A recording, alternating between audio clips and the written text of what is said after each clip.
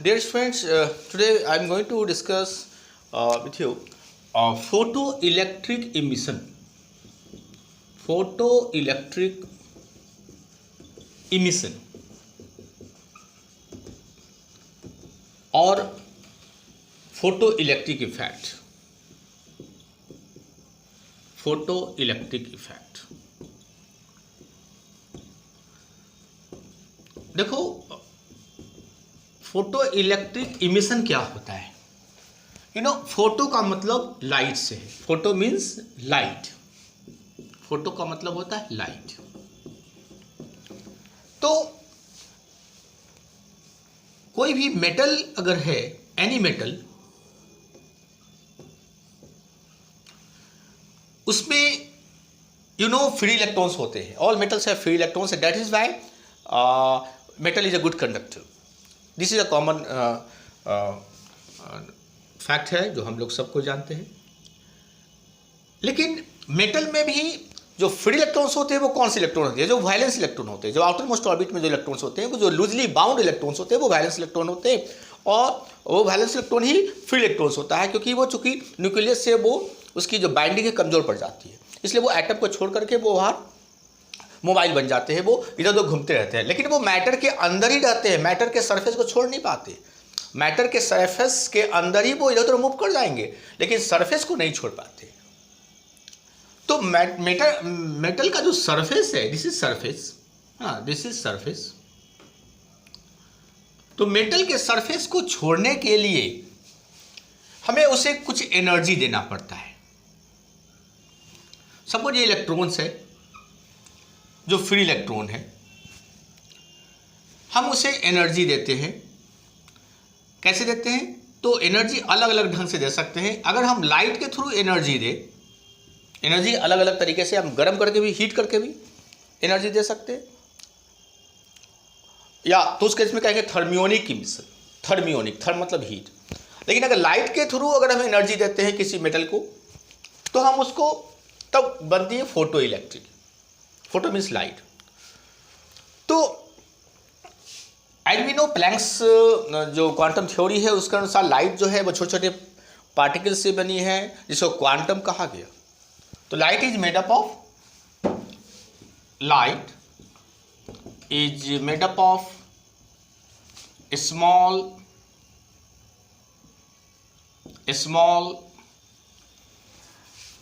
Packet of energy. उसे packet of energy कहा गया है ना।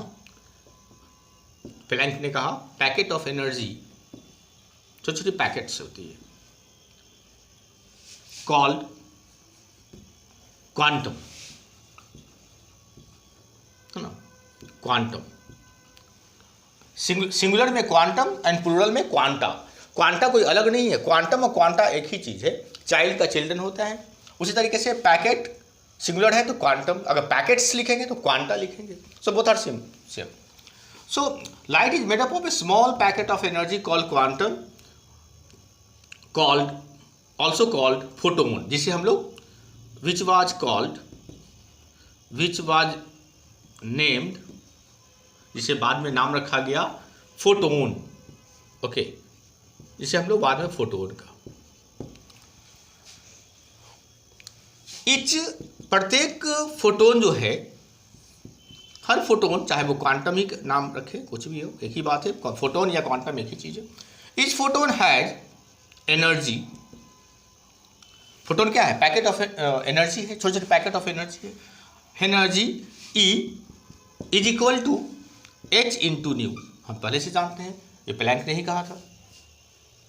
तो हम लाइट जब किसी सरफेस, मेटल के सरफेस पे गिरती है, तो वो फोटोन के रूप में, आप इमेजिन कीजिए कि फोटोन का पार्टिकल्स इस पे गिर रहा है, और हर फोटोन का एनर्जी क्या है? H into new. तो मेटल को हम जो एनर्जी सप्लाई कर रहे हैं वो लाइट के थ्रू कर रहे हैं, और लाइट के थ्रू मतलब कितना एनर्जी दे रहे हैं? H इंटू न्यू, है ना, फोटोन के रूप में दे रहे हैं। इसके अंदर जो फ्री इलेक्ट्रॉन है, इलेक्ट्रॉन E है, ये क्या करता है? इस एनर्जी को एब्जॉर्ब कर लेता है। सरफेस के नज़दीक वाले जितने भी फ्री इलेक्ट्रॉन्स हैं वो इस एनर्जी को एब्जॉर्ब करता है, और एब्जॉर्ब करता है तो उस एब्जॉर्ब्ड एनर्जी बहुत ज़्यादा हो गई, इतनी ज़्यादा हो गई कि ये जो मेटल का जो सरफेस है, मेटल के सरफेस से इलेक्ट्रॉन बाहर निकलना आसान नहीं है ना, क्योंकि कुछ ना कुछ बाइंडिंग होती है, सरफेस है ना उसे अपनी ओर खींचे रहता है। तो सरफेस की जो बाइंडिंग एनर्जी है, सरफेस जिस एनर्जी से इस इलेक्ट्रॉन को बांधे रखा है, अगर उससे ज़्यादा एनर्जी हो गया तो इलेक्ट्रॉन सरफेस को छोड़ देगा, लेकिन आपको उतना एनर्जी देना पड़ेगा। तो वो मिनिमम एनर्जी जितना चाहिए सरफेस को छोड़ने के लिए उसे कहते हैं work function. So work function क्या है? बहुत इंपॉर्टेंट टर्म है जिसे हम लोग फाई नॉट कहते हैं। याद रखें, फाई नॉट वर्क फंक्शन का सिंबल है। Is minimum amount of energy, minimum amount of energy required by electron, free electron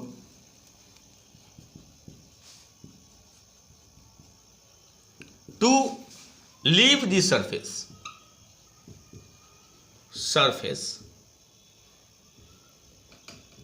of metal.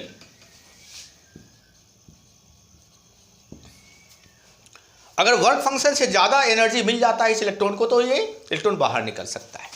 तो कम से कम इतना एनर्जी चाहिए सरफेस को छोड़ने के लिए।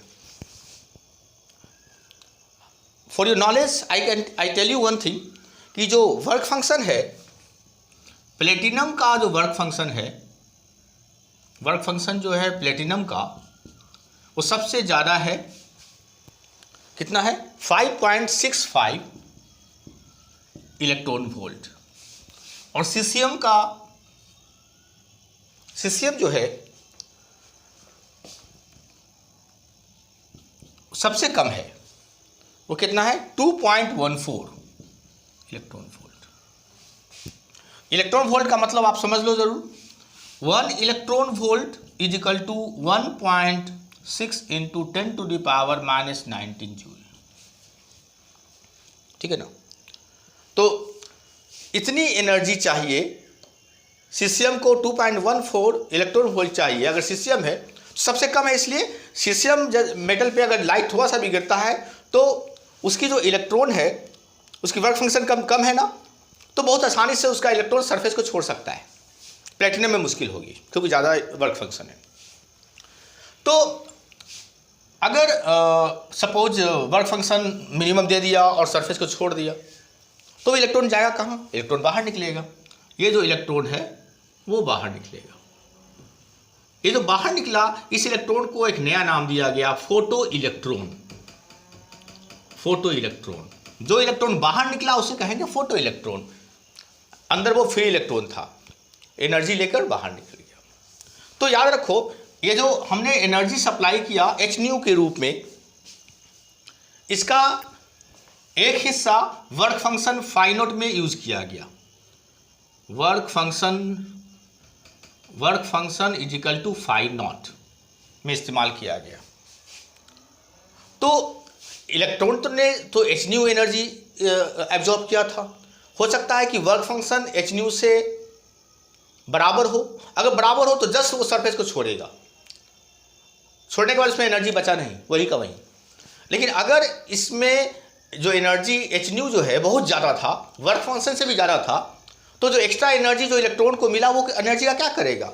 एक्चुअली उस एनर्जी से वो मूव करेगा और इसमें जो काइनेटिक एनर्जी होगी k मैक्स, इसकी जो काइनेटिक एनर्जी होगी वो इसी बचे हुए एनर्जी से बनेगा। That is half mv max square. मतलब ये v मैक्स से मूव करेगा, ये पार्टिकल जो मूव करेगा वो v मैक्स से मूव करेगा।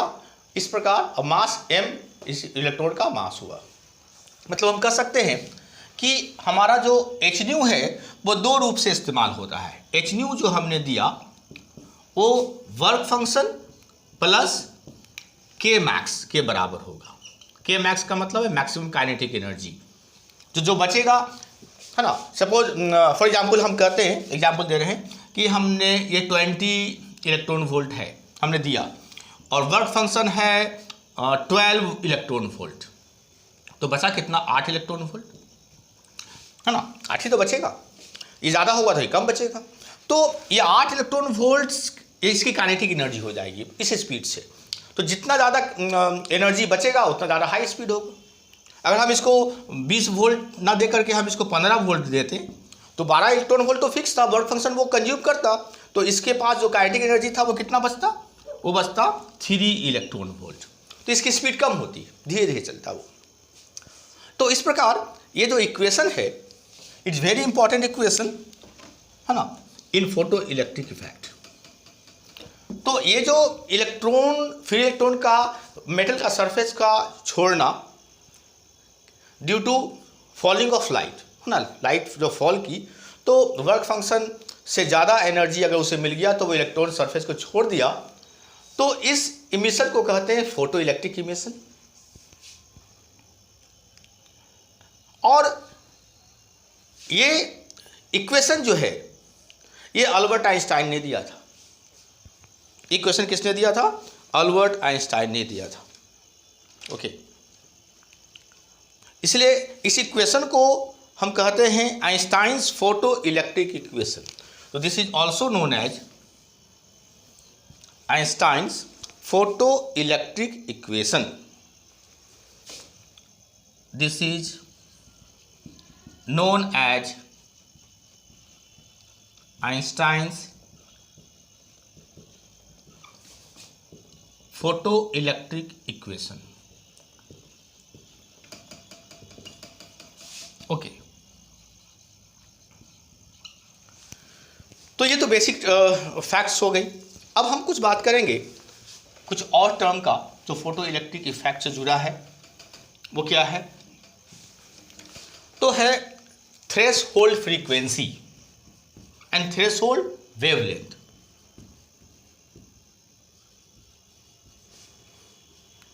पहले थ्रेशोल्ड फ्रीक्वेंसी की बात करते हैं।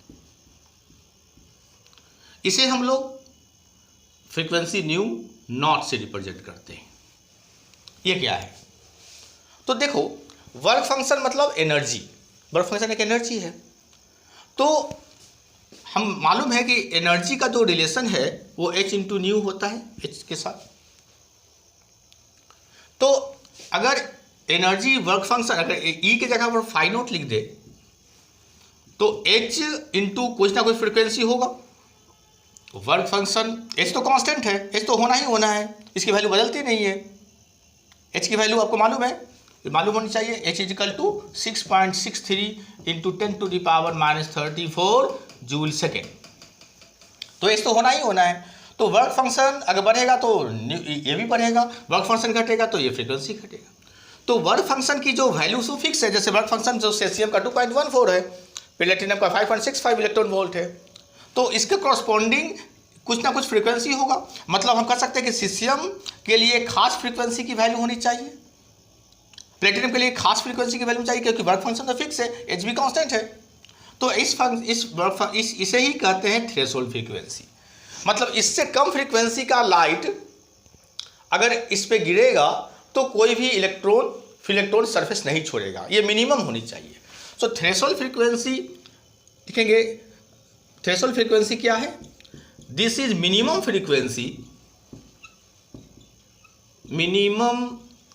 फ्रीक्वेंसी ऑफ इंसिडेंट लाइट, जो लाइट गिर रही है उसको इंसिडेंट लाइट कहते हैं, ऑफ इंसिडेंट लाइट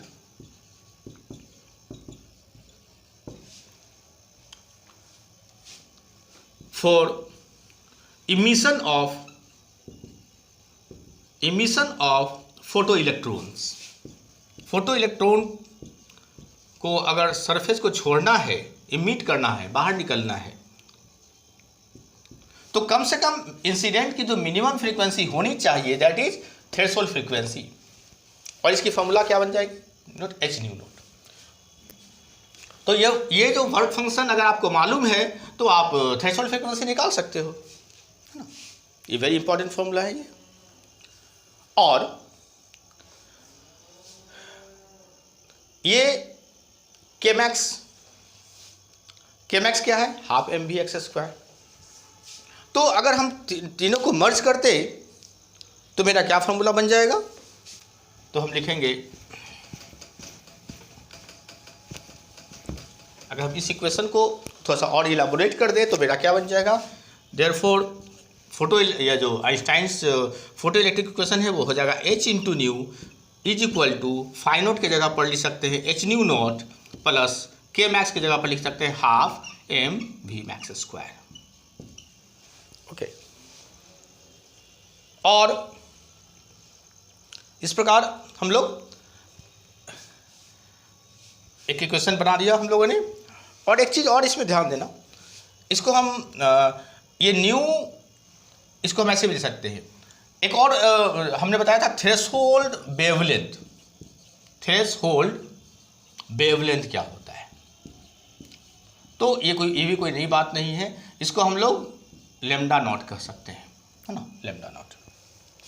जिस तरह से नॉट लगा दिया, ये भी इसी वर्क फंक्शन से कोरिलेटेड है। देखो, आपको तो पता ही है कि हर वेव का कोई ना कोई फ्रीक्वेंसी होता है, वेवलेंथ होता है। तो इंसिडेंट लाइट का जो मिनिमम फ्रीक्वेंसी वाला इंसिडेंट लाइट का जो वेवलेंथ होगा, लिखेंगे wavelength corresponding to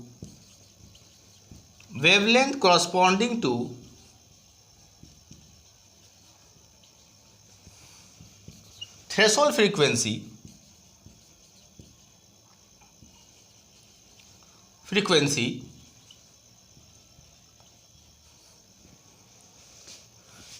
is threshold wavelength।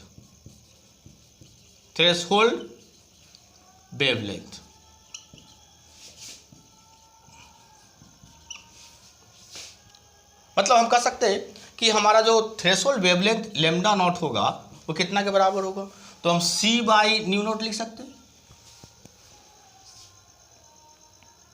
है ना। तो इस प्रकार हम लोग थ्रेशोल्ड वेवलेंथ भी निकाल सकते हैं। तो अगर आपको वर्क फंक्शन मालूम है तो आप थ्रेशोल्ड फ्रीक्वेंसी निकाल सकते हो, थ्रेशोल्ड फ्रीक्वेंसी मालूम है तो थ्रेशोल्ड वेवलेंथ निकाल सकते हो। It's clear. Now we will discuss the experiment done for the photo electric effect. Experiment is also very important, क्योंकि इस एक्सपेरिमेंट से हमें बहुत कुछ जानकारी मिलती है। ये एक्सपेरिमेंट किया गया एक ग्लास ट्यूब के अंदर, इवैक्यूएटेड ग्लास ट्यूब, एक ग्लास ट्यूब जिसके अंदर का सारा एयर वगैरह निकाल लिया जाता है, उसको कहते हैं इवैक्यूएटेड ग्लास ट्यूब।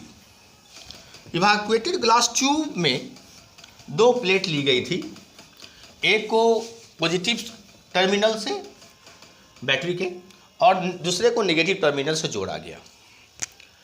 तो इस प्रकार आप देखो, एक इवैक्यूएटेड ग्लास ट्यूब लिया गया और इसमें दो प्लेट लगा दी गई। एक प्लेट को हमने जोड़ दिया, ये रियोस्टेट है, ताकि हम लोग अलग अलग पोटेंशियल चेंज कर सकते हैं।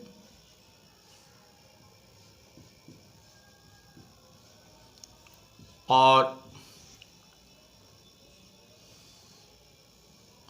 इस तरीके से ये प्लस है, ये माइनस है, मतलब ये पॉजिटिव हो गया, ये नेगेटिव हो गया, ठीक है ना। दिस इज सी, है ना, ये, और दिस इज, हमने नाम इसका रख दिया ए, कैथोड और एनोड। ओके, और इस डायग्राम में एक खास बात ध्यान दीजिए, दैट ये जो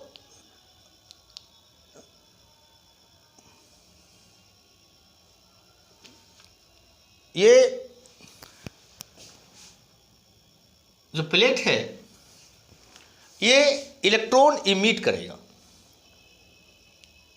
ओके, तो ये ऐसा प्लेट होता है जिसे कहते हैं photo sensitive plate. Photo sensitive plate, photo से मतलब थोड़ा सा इस पर लाइट पड़े तो इसमें से इलेक्ट्रॉन बाहर निकले, इसका वर्क फंक्शन कम होना चाहिए, तभी तो, है ना, सीसीएम वगैरह आप यूज कर सकते हो। यहाँ पे हमने एक क्रिस्टल से बना हुआ एक विंडो इस्तेमाल करते हैं, विंडो, जिसके थ्रू लाइट जो है इस पर बाहर से आती है ना। ये क्रिस्टल की विंडो होती है, इस पे लाइट पड़ी और इससे इलेक्ट्रॉन जो है, फ्री इलेक्ट्रॉन्स ये इमिट कर दिया। तो ये फोटोसेंसिटिव प्लेट की वर्क फंक्शन कम होनी चाहिए, अभी आपने बताया ना। और ध्यान दो, अगर फ्री इलेक्ट्रॉन बाहर निकलेगा, इलेक्ट्रॉन अगर ये बाहर निकलेगा, इलेक्ट्रॉन नेगेटिव प्लेट होता है और ये देखो पॉजिटिव प्लेट जोड़ा गया, ये ऑन कर दो सर्किट, तो ये पॉजिटिव से जुड़ा हुआ है, तो ये पॉजिटिव प्लेट का काम करेगा, ये अट्रैक्ट करेगा कि नहीं, तो इलेक्ट्रॉन तेजी से दौड़ने लगेगा क्योंकि अट्रैक्शन है। यहाँ पर एक पोटेंशियल वोल्ट मीटर हम लगा करके हम मेजर कर सकते हैं कि हमारी वोल्ट कितनी वोल्टेज है। जितना ज़्यादा बैटरी लगाएंगे उतनी ज़्यादा हाई वोल्टेज इसकी होगी, उतना तेजी से इलेक्ट्रॉन को अपनी ओर वो खींचेगा। याद रखना, इसकी पोटेंशियल बढ़ाएंगे, भी बढ़ाएंगे, तो भी बढ़ने से ये प्लस है तो ये प्लस है, ये इलेक्ट्रॉन नेगेटिव है, जैसे ही इलेक्ट्रॉन निकलेगा फोटो इलेक्ट्रॉन, ये पॉजिटिव प्लेट इसको अट्रैक्ट करेगी और तेजी से खींचेगी। ये जो इलेक्ट्रॉन दौड़ रहा है, तो इलेक्ट्रॉन एक चार्ज पार्टिकल है, जब कोई भी चार्ज पार्टिकल मूव करता है तो हम कहते हैं करंट है। Current is a set of flow of current charge particle, current is a flow of charge particle. तो चूंकि ये इलेक्ट्रॉन, ये जो फोटो इलेक्ट्रॉन है, दिस इज फोटो इलेक्ट्रॉन, ये मूव कर रहा है, तो ये जो करंट बनाएगा उसको कहेंगे photo electric current, photo electric current, क्योंकि फोटो इलेक्ट्रॉन मूव कर रहा है, फोटो इलेक्ट्रिक करंट बनेगी और ये तेजी से दौड़ेगी। तो भी बढ़ाएंगे तो नेचुरली इलेक्ट्रॉन तेजी से दौड़ेगा, फोटो इलेक्ट्रिक करंट बढ़ेगा, और भी घटा देंगे तो धीरे धीरे ना, भी बढ़ाएंगे तो क्या, घटाएंगे तो क्या होगा, अट्रैक्शन कम होगा, तो ये इलेक्ट्रॉन धीरे दौड़ेगा, तो फोटो इलेक्ट्रिक करंट की वैल्यू कम होगी। सोचो कि इसको घटाते घटाते घटाते घटाते जीरो कर दे, और फिर निगेटिव भी कर सकते हैं। निगेटिव करने से क्या होगा, ये इसके रिस्पेक्ट में अगर निगेटिव होगा तो ये इसको रोकने की कोशिश भी करेगा। तो अगर भी को घटाते घटाते एक इतना मिनिमम वैल्यू ला दे कि ये फोटो इलेक्ट्रिक करंट जीरो हो जाए, तो हम उसको कहते हैं फोटो स्टॉपिंग पोटेंशियल। ओके, तो ये भी को बढ़ाएंगे, ये पॉजिटिव भी बढ़ाने का मतलब पॉजिटिव चार्ज का वैल्यू बढ़ेगा तो तेजी से खींचेगा, तो फोटो इलेक्ट्रिक करंट बढ़ेगा, और भी घटाएंगे तो ये फोटो इलेक्ट्रिक घटेगा। तो घटाते घटाते भी को इतना कम कर दे, इतना कम कर दे कि ये जो इलेक्ट्रिक करंट जो है वो जीरो हो जाए, तो उस स्थिति में जो भी होगा, है ना, वो क्या कहलाएगा, स्टॉपिंग पोटेंशियल या कट ऑफ पोटेंशियल। ठीक है, तो यहाँ पे देखो, ये जो हमारा ये है, और ये जो ये इसको कहेंगे evacuated glass tube, evacuated glass tube. Okay, ये इवाकुएटेड ग्लास ट्यूब है। ठीक है, नाउ इसमें हम देखेंगे कि जो ग्राफ है वो नंबर 1, इफेक्ट ऑफ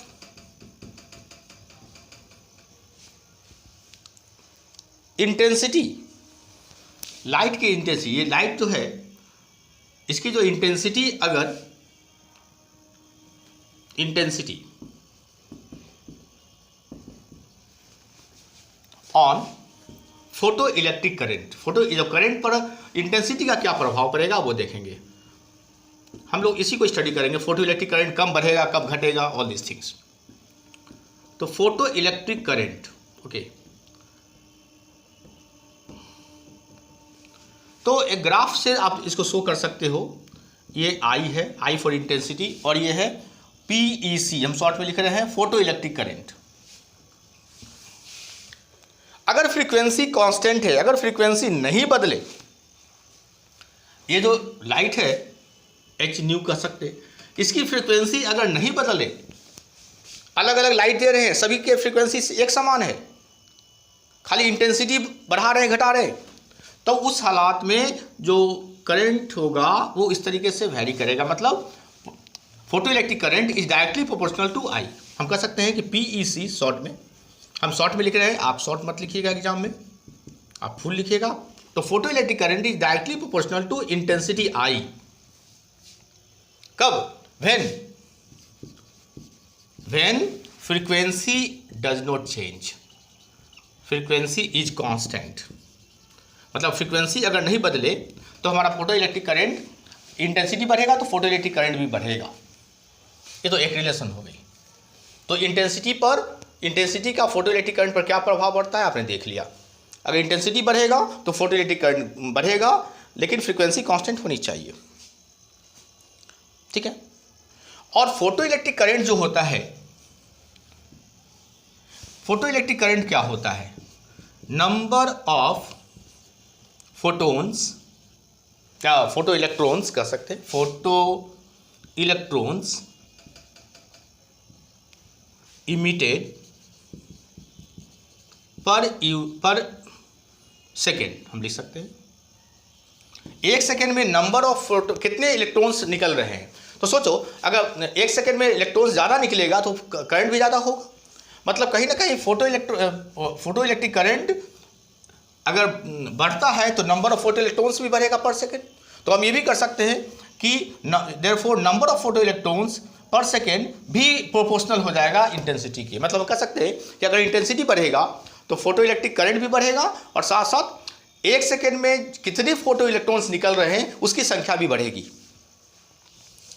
तो ये हो गई 1। नंबर 2, हम ये देखना चाहेंगे कि हमारा अगर इंटेंसिटी बदल दिया जाए और फ्रीक्वेंसी तो स्थिर है ही, तो अलग अलग फ्रीक्वेंसी के लिए, अलग अलग इंटेंसिटी के लिए हमारा जो फोटो इलेक्ट्रिक करंट होगा वो कैसा होगा। मतलब हम इंटेंसिटी वर्सेस भी का ग्राफ ड्रॉ करना जा रहे हैं। ध्यान देना, भी मतलब पोटेंशियल, ये यही पोटेंशियल जो हम बढ़ा रहे थे, बोले थे ना पोटेंशियल बढ़ाएंगे घटा सकते हैं। और इधर क्या है, इंटेंसिटी, नहीं इधर आप रखो PEC रखो, photo electric current Y axis में। तो अगर आप पोटेंशियल बढ़ाते हैं तो फोटो इलेक्ट्रिक करंट पर क्या प्रभाव पड़ेगा, इसको ध्यान से देखो, बहुत इंपॉर्टेंट ग्राफ है ये। तो ऊपर लिख दो, इट इज PEC एरो। तो देखा जाता है कि ग्राफ इसका इस तरह से बनता है, थोड़ा सा ऐसे कर्व हुआ और फिर ऐसे हो गया, और ये हम सिंपल सपोज इसकी इंटेंसिटी कितनी है, सपोज I। आप ध्यान देना कि अगर पोटेंशियल, ये तो यहाँ पर भी 0 होगा, पोटेंशियल 0 है, ओरिजिन है, ऐसे इधर जाएंगे तो भी बढ़ेगा, भी बढ़ रहा है। पोटेंशियल बढ़ाएंगे, हम यहाँ से बात करते हैं, पहले यहाँ से बात करो। तो पोटेंशियल 0 है तो उस स्थिति में करंट कितना है, फोटो इलेक्ट्रिक करंट इतना है। फिर पोटेंशियल बढ़ा तो करंट बढ़ा, करंट बढ़ा, करंट बढ़ा, देखो बढ़ रहा है, बढ़ रहा है, बढ़ रहा है, बढ़ते बढ़ते एक समय ऐसा आएगा कि ये देखो इस पैरेलल हो गया इसके, मतलब करंट जो है बढ़ना बंद हो गया। एक स्थिति ऐसी आती है जब आप भी कितना भी बढ़ा दे तो करंट जो है एक मैक्सिमम वैल्यू से आगे नहीं बढ़ पाएगा, ये एकदम पैरेलल हो गया, देखो ठीक है ना, ये पैरेलल हो गया। इस करंट को कहते हैं सैचुरेशन करंट। इस करंट को क्या कहते हैं, सैचुरेशन करंट। सैचुरेशन करंट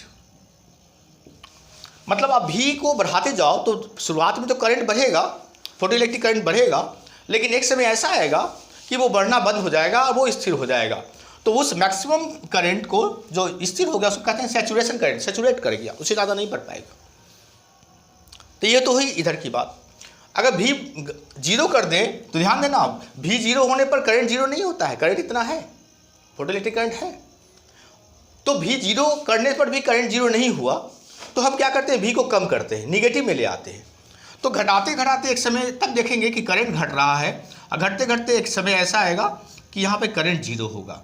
इस सिचुएशन को कहते हैं भी, इसको माइनस निगेटिव में आ गया ना, भी 0, इसी को कहते हैं स्टॉपिंग पोटेंशियल। मैंने अभी डिस्कस किया था ना, स्टॉपिंग पोटेंशियल वो पोटेंशियल है, स्टॉपिंग पोटेंशियल वो पोटेंशियल है, इसको कट ऑफ पोटेंशियल भी कहते हैं, याद रखना, कट ऑफ पोटेंशियल, इसको हम लोग कहते हैं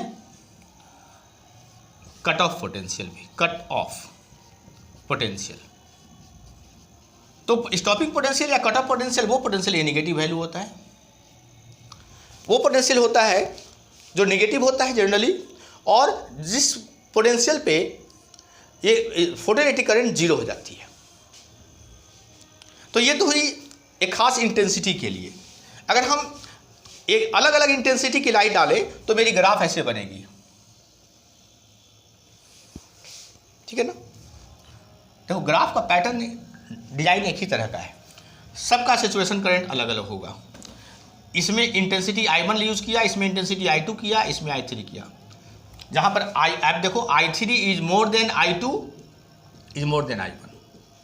इंटेंसिटी बढ़ती है तो देखो इसका सैचुरेशन करंट इतना है, इसका सैचुरेशन करंट, इसका भी सैचुरेशन आएगा कम होगा, इसका सैचुरेशन करंट आएगा। तो आप देख रहे हो कि सैचुरेशन करंट इंटेंसिटी पर डिपेंड करता है। अगर सैचुरेशन करंट को हम IS से रिप्रेजेंट करें, IS से, तो हम देखते हैं कि intensity is proportional to IS, intensity is proportional to IS। Okay, मतलब अगर इंटेंसिटी बढ़ेगा तो सैचुरेशन करंट की वैल्यू भी बढ़ेगी। अगर इंटेंसिटी बढ़ेगा तो सैचुरेशन करंट की वैल्यू भी बढ़ेगी। लेकिन सबसे इंटरेस्टिंग और इम्पॉर्टेंट बात, इंटेंसिटी अगर बदल भी गया तो उस पर स्टॉपिंग पोटेंशियल सबका एक ही है, स्टॉपिंग पोटेंशियल सभी का एक ही है। मतलब आप कह सकते हो कि स्टॉपिंग पोटेंशियल क्या होता है? Stopping potential is the minimum negative potential, negative होता है, नेगेटिव पोटेंशियल ऑफ कलेक्टर। ये कलेक्टर जिसको कहते हैं, देखो चूंकि ये इमीटर हुआ, इसको कहते हैं इमीटर क्योंकि इलेक्ट्रॉन इमिट कर रहा है, और ये कहते हैं collector, this is called collector. तो ये stopping potential is the minimum negative potential of collector, okay, of collector. Collector की मिनिमम पोटेंशियल होती है, नेगेटिव में होती है ये, है ना। Collector when photo electric current, जब फोटो इलेक्ट्रिक करंट क्या हो जाती है? जीरो हो जाती है। Photo electric current becomes zero, okay, photo electric current becomes zero. तो वो मिनिमम नेगेटिव पोटेंशियल, जिस पोटेंशियल पे आपका जो इलेक्ट्रिक करंट फोटो जीरो हो जाता है, उसको कहते हैं फोटो स्टॉपिंग पोटेंशियल या कट ऑफ पोटेंशियल। और ध्यान दो, स्टॉपिंग पोटेंशियल पे इंटेंसिटी का कोई असर नहीं पड़ता है। इंटेंसिटी अगर बदलता भी है तो फोटो, ये जो आपका स्टॉपिंग पोटेंशियल है वो वही रहेगा, लेकिन हाँ सैचुरेशन करंट बदल जाता है। तो यहाँ पर लिखेंगे stopping potential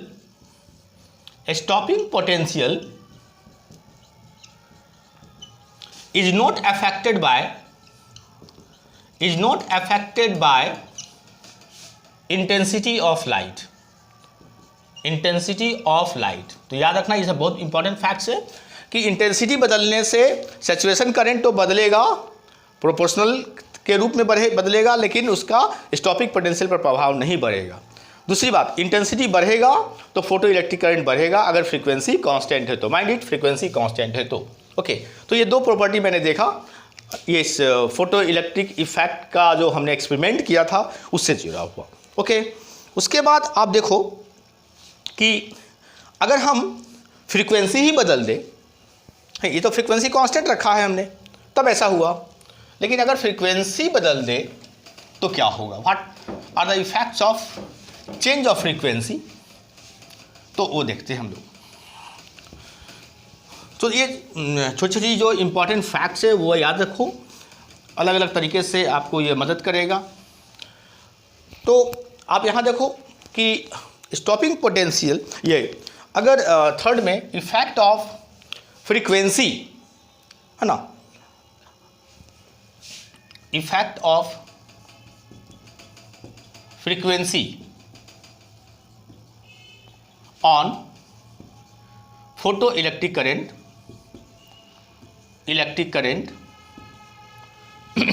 photo electric current और स्टॉपिंग पोटेंशियल पर भी उसका क्या पड़ेगा, स्टॉपिंग पोटेंशियल पर क्या प्रभाव पड़ेगा वो भी देखेंगे, स्टॉपिंग पोटेंशियल, ठीक है।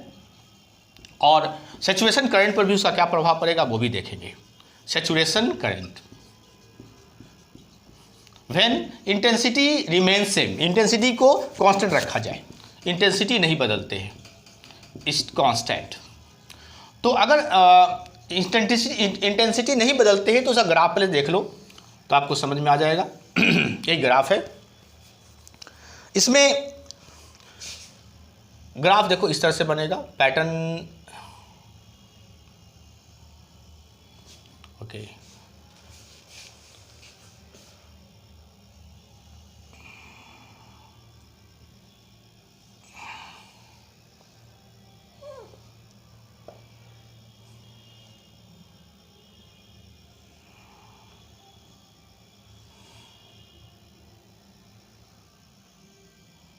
यस, ध्यान से देखना, ये पैटर्न तो बस एक ही है, पैटर्न तो आप देख रहे हो, एक ही तरीके का पैटर्न है लगभग, इसकी जो कर्वेचर है एक ही तरह की होगी, आप इसको थोड़ा प्रैक्टिस कर लेना, okay.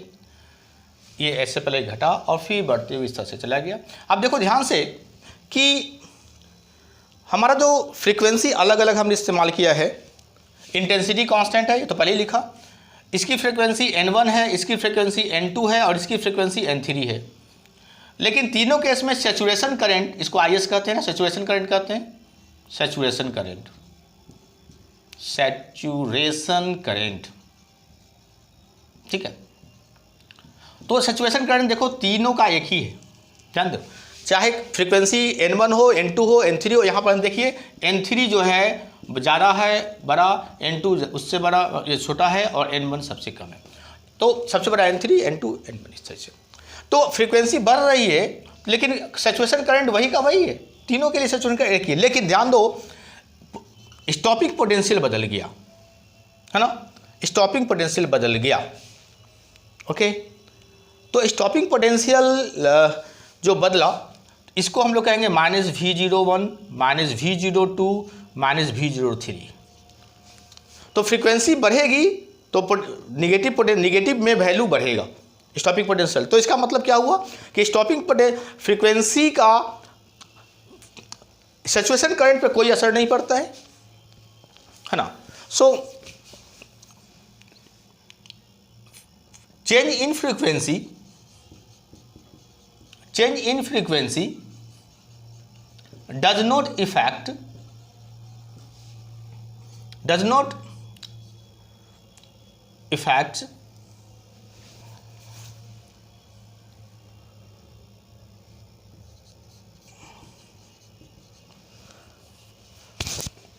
your stopping potential, saturation current,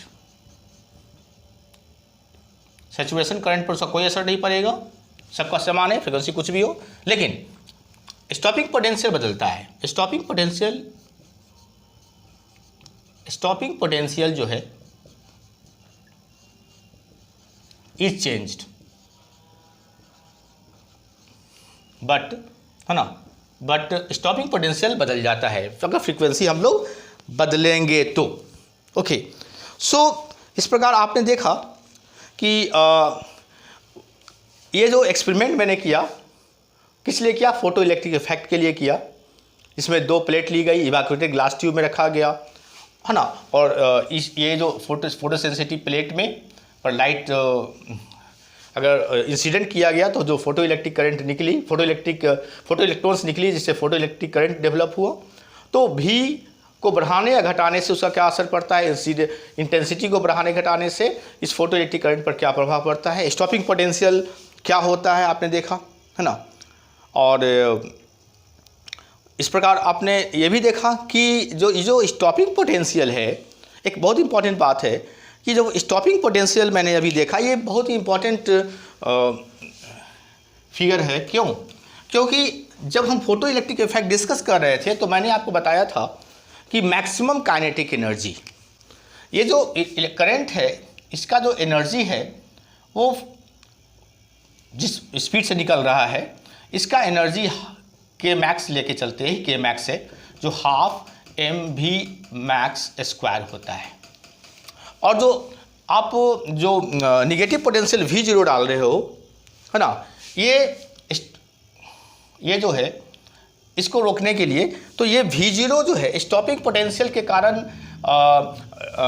आप इतना एनर्जी सप्लाई करते हो रिवर्स डायरेक्शन में कि ये इसके इक्वल हो जाता है, ये रुक जाता है। तो ये जो फोटो इलेक्ट्रिक करंट जो है, फोटो इलेक्ट्रिक करंट